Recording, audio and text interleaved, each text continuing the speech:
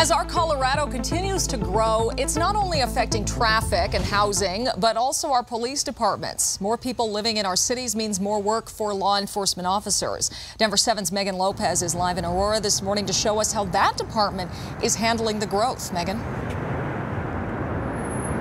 And Nicole, Police Chief Nick Metz tells me that a lot of people just don't think of Aurora as a big city. They think of it as sort of a suburb to Denver, or like a Denver little brother or little sister. But just like almost every city in Colorado, Aurora is experiencing some pretty phenomenal growth.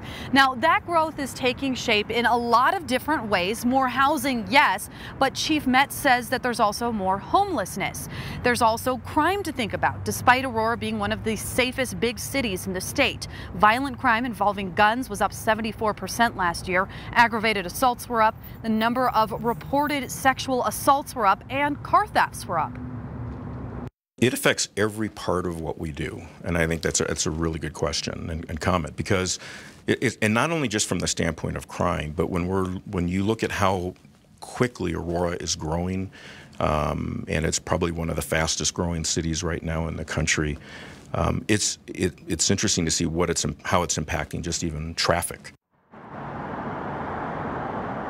And so Chief Metz and the Aurora Police Department, they're trying to come up with some creative ways to deal with all this change and all this growth.